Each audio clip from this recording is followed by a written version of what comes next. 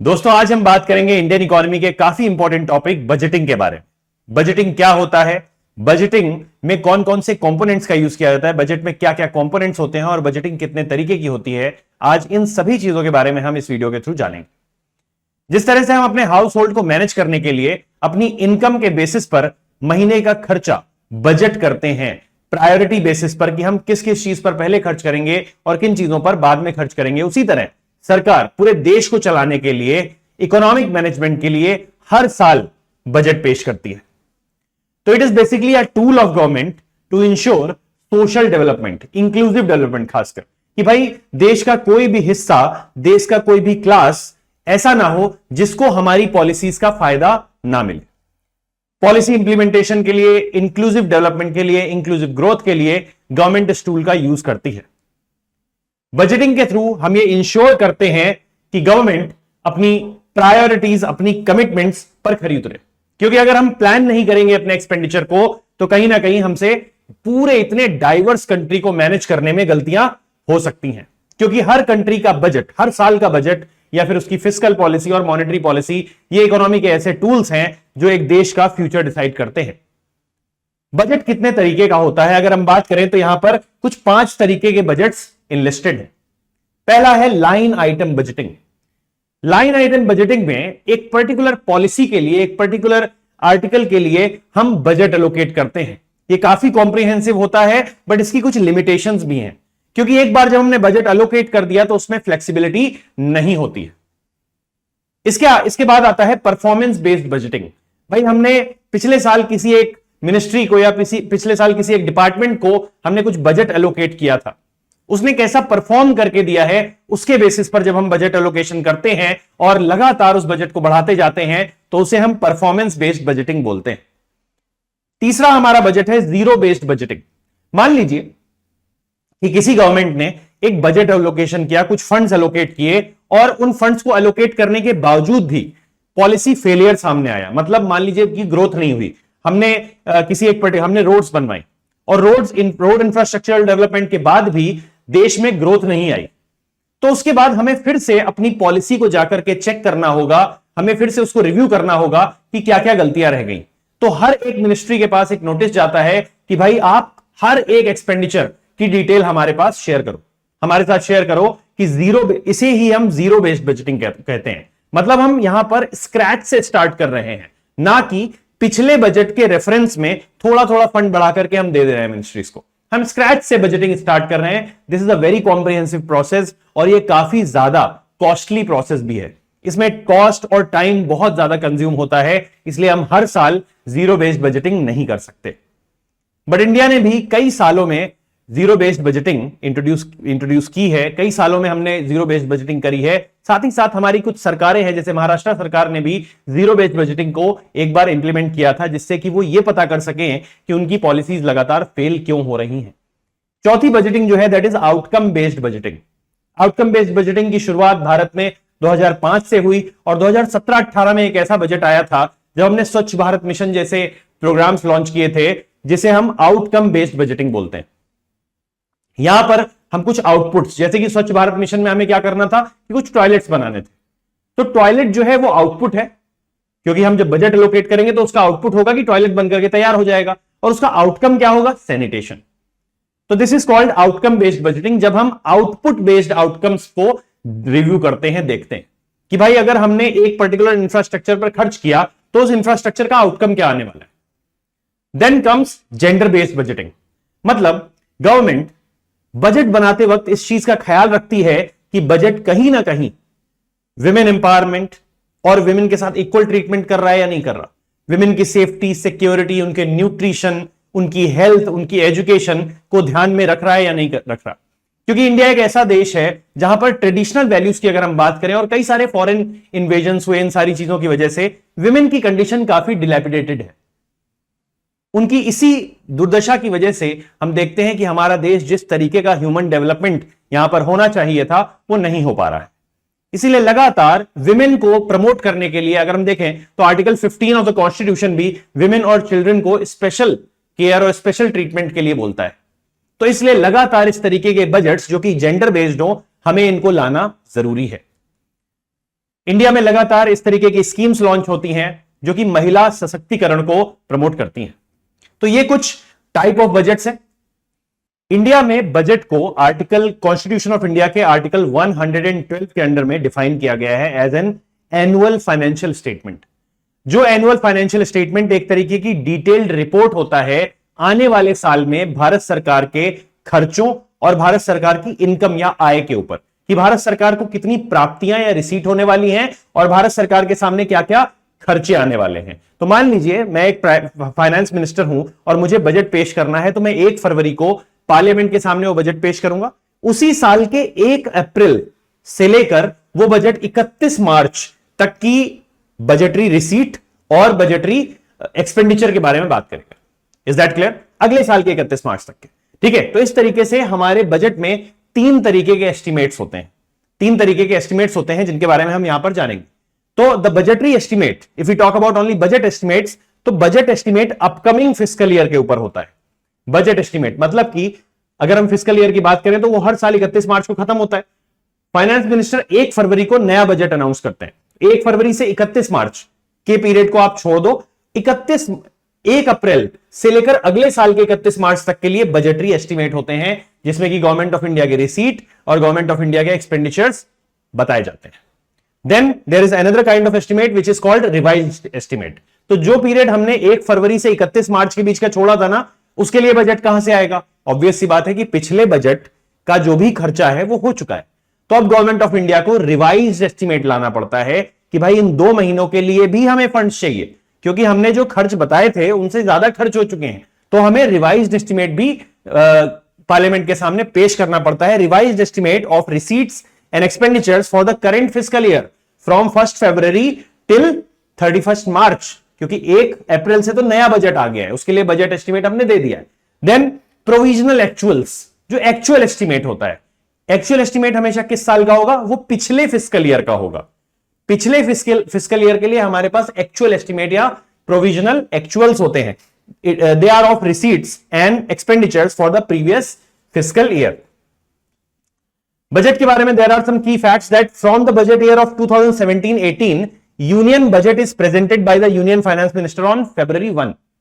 इसके पहले colonial practice को हम फॉलो करते थे।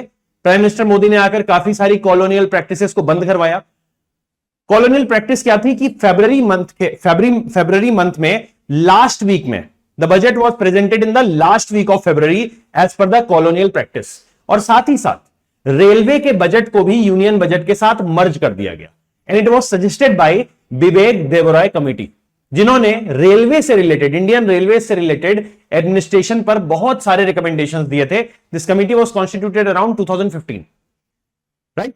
अब भाई रेलवे बजट पहले अलग क्यों होता था? तो railway budget should be separated और should be segregated. It was recommended by Acworth committee and it was decided in 1924, right. The nodal agency for the preparation of the union budget is the budgetary division of department of economic affairs, ministry of finance. तो these are some of the facts about budget. Budget में क्या क्या component होते हैं? तो हम अपने budget को 2 पार्ट में डिवाइड कर सकते हैं। बजट में अगर हम बजट को डिवाइड करना चाहें तो there is revenue budget and there is capital budget. Revenue budget short term के लिए होता है, capital budget long term expenditure के लिए होता है, लॉन्ग टर्म रिसीट्स के लिए होता है, ठीक है। अगर हम रेवेन्यू बजट की बात करें तो रेवेन्यू बजट को फर्दर 2 पार्ट्स में रिसीट और एक्सपेंडिचर में डिवाइड किया जा सकता है। These receipts are revenue receipts में हम टैक्स रेवेन्यू रिसीट्स और नॉन टैक्स रेवेन्यू रिसीट्स को लेते हैं। टैक्स रेवेन्यू रिसीट्स क्या है? अब टैक्स रेवेन्यू रिसीट्स को आप फर्दर डिवाइड करोगे 2 पार्ट में, direct tax and indirect tax. Direct tax में क्या क्या आता है? Corporate tax, income tax, MAT, SAT, this comes under direct tax. इसके अलावा इनडायरेक्ट टैक्सेस में GST, excise duty, custom duty, इससे गवर्नमेंट ऑफ इंडिया की कितनी कमाई हुई है, इसको हम रखते हैं टैक्स रेवेन्यू रिसीट में, डायरेक्ट टैक्स और इनडायरेक्ट टैक्स के क्लासिफिकेशन के अंदर। देन टैक्स के अलावा भी तो गवर्नमेंट की कमाई होती है, गवर्नमेंट एंटरप्राइजेस भी तो कमा रही हैं, राइट। तो टैक्स के अलावा होने वाली जो रेवेन्यू इनकम है उसको हम हमेशा नॉन टैक्स रेवेन्यू में रखते हैं, जैसे by selling of goods and services, dividends coming from investments, government ने कहीं पर इन्वेस्ट किया, गवर्नमेंट कि बॉडीज ने कहीं पर इन्वेस्ट किया और उससे आने वाला जो डिविडेंड है, उससे आने वाला जो रिटर्न है, वो हमेशा नॉन टैक्स रेवेन्यू इनकम के तौर पर काउंट होगा। Then there is interest receive from loans given. भाई मान लीजिए हमने श्रीलंका को एक लोन दे दिया, ठीक है, हमारा पड़ोसी मुल्क है, हमने उसको एक लोन दे दिया, तो जब हम लोन देंगे तो लोन का वो इंटरेस्ट रेट लगातार हमें देगा ना, ठीक है, तो उससे मिलने वाली जो इंटरेस्ट इनकम है वो हम नॉन टैक्स रेवेन्यू रिसीट में ही रखते हैं। या फिर मान लीजिए हमें किसी बड़े इंस्टीट्यूशन ने या किसी फॉरेन कंट्री ने हमें ग्रांट दे दी। Grants they are huge chunk, बहुत बड़ा अमाउंट होता है, बट ग्रांट्स की देनदारी नहीं होती, ग्रांट्स की कोई लाइबिलिटी नहीं होती, इसीलिए ग्रांट्स को हमेशा रेवेन्यू इनकम के तौर पर ही रखा जाता है। तो grants will also come under non tax revenue receipts. दूसरी तरफ है रेवेन्यू एक्सपेंडिचर। तो रेवेन्यू एक्सपेंडिचर, जब इंटरेस्ट मिल रहा है तो रेवेन्यू रिसीट है, तो उसी तरीके से आपको जो इंटरेस्ट लोन्स जो आपने लिए हैं उन पर देना पड़ रहा है, that comes under revenue expenditure. इसके अलावा आपने जो ग्रांट्स दी हैं, स्टेट्स को ग्रांट्स फॉरवर्ड करी हैं, वो सारी की सारी ग्रांट्स आपकी रेवेन्यू एक्सपेंडिचर में आती हैं। सब्सिडीज जो आप देते हो, डिफेंस पर जो आप खर्च करते हो, साथ ही साथ आप पेंशन पर जो खर्च करते हो, ये सारा का सारा, सैलरी पर आप खर्च करते हो, ये सारा का सारा रेवेन्यू एक्सपेंडिचर में काउंट होता है। रेवेन्यू एक्सपेंडिचर से कोई भी डेवलपमेंट नहीं होता है। इस चीज को बहुत ध्यान से सुनने की जरूरत है, क्योंकि रिसेंट ईयर्स में गवर्नमेंट ने अपने रेवेन्यू एक्सपेंडिचर को कम किया है। गवर्नमेंट ने जो भी स्टेप्स लिए हैं, जैसे कि वैकेंसीज कम हो रही हैं, डिफेंस सेक्टर में अग्निवीर योजना को लाना, कि अग्निवीर योजना को क्यों लाया गया, जिससे गवर्नमेंट के ऊपर पेंशन का बर्डन और सैलरीज का बर्डन बहुत ज्यादा ना पड़े, डिफेंस को मेंटेन करना थोड़ा सा सस्ता हो जाए। इसमें जो भी मोटिव है गवर्नमेंट का, वो यही है कि हम अपने रेवेन्यू एक्सपेंडिचर को कम करें। गवर्नमेंट ने एमएसपी से रिलेटेड जो प्रॉब्लम्स हैं उनको बहुत जग जाहिर किया, उससे फार्मर्स प्रोटेस्ट भी हुए। गवर्नमेंट चाहती है कि एग्रीकल्चर सेक्टर में कॉन्ट्रैक्ट फार्मिंग का इंट्रोडक्शन हो, जिससे गवर्नमेंट की सीड्स पर, फर्टिलाइजर्स पर, एमएसपी पर खर्च होने वाला पैसा एग्रीकल्चर के ओवरऑल डेवलपमेंट में कैपिटल एक्सपेंडिचर के फॉर्म में जाए। तो गवर्नमेंट कैपिटल एक्सपेंडिचर को प्रमोट कर रही है और रेवेन्यू एक्सपेंडिचर को लगातार कम कर रही है। इस चीज को ध्यान देने की जरूरत है। इसीलिए बोला जाता है कि बजट पॉलिसी इंप्लीमेंटेशन के लिए बहुत जरूरी है, right. Then we come to capital budget part. अब कैपिटल बजट को फर्दर दो पार्ट में डिवाइड किया जा सकता है, again receipt and expenditure. Capital receipts क्या होंगी? हमें किसी कंट्री से लोन मिल गया, हमने जनता से लोन ले लिया, हमने कहीं से भी लोन लिया, वो सारा का सारा कैपिटल रिसीट के फॉर्म में। अच्छा, फर्दर इसको दो पार्ट में डिवाइड किया जाता है, DCCR and NDCCR. DCCR are debt creating capital receipts and NDCCR are non debt creating capital receipts. Debt creating capital receipts की अगर हम बात करें तो हमने जब जनता से लोन लिया है, हमने किसी इंटरनल एजेंसी से लोन लिया है, तो उसको हम इंटरनल डेट के फॉर्म में रखते हैं। अगर हमने कहीं बाहर से लोन लिया है तो that will come under external debt. NDCCR की अगर हम बात करें तो डिसइन्वेस्टमेंट प्रोसीड्स। मान लीजिए गवर्नमेंट की कोई कंपनी थी बहुत पुरानी, गवर्नमेंट ने क्या किया, उसको बेच दिया, किसी प्राइवेट ग्रुप को दे दिया। प्राइवेट ग्रुप से जो भी पैसा उसके बिहाफ में गवर्नमेंट को मिला, that will come under disinvestment proceed, right. और इसके अलावा लोन्स जो हमने रिकवर किए, श्रीलंका की बात करी थी मैंने, अगर श्रीलंका इंटरेस्ट दे रहा था, अब श्रीलंका ने क्या किया, पूरा का पूरा प्रिंसिपल अमाउंट भी वापस कर दिया, तो वो क्या है, that will come under capital receipt, non debt creating capital receipt. उसके अलावा आता है कैपिटल एक्सपेंडिचर, जो हमने लोन्स दिए, जो हमने कैपिटल एसेट्स पे खर्च कर दिया, जैसे कि हमने रोड्स बनवा दी, हमने रेलवे इंफ्रास्ट्रक्चर को इंप्रूव किया, वो सब किस में आता है, कैपिटल एसेट्स में आता है। इन्वेस्टमेंट हमने किया, इससे क्या होता है, इससे लगातार हमें रेवेन्यू इनकम होती है, तो इस वजह से capital expenditure is the good part of budget, और गवर्नमेंट लगातार कैपिटल एक्सपेंडिचर को बढ़ाती चली जा रही है। उसके पीछे रीजन ये है कि हमारे ऊपर हमारा रेवेन्यू डेफिसिट इतना ज्यादा बढ़ता जा रहा था, रेवेन्यू पर हमारा खर्च इतना बढ़ता जा रहा था, और उससे हमारी कोई इनकम हो नहीं रही थी।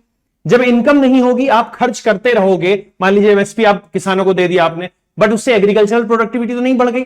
तो जब आप खर्च करते रहोगे और इनकम नहीं होगी, तो उसका इंपैक्ट आपके ओवरऑल बजट पर पड़ता है, राइट। तो these were the components of government budget.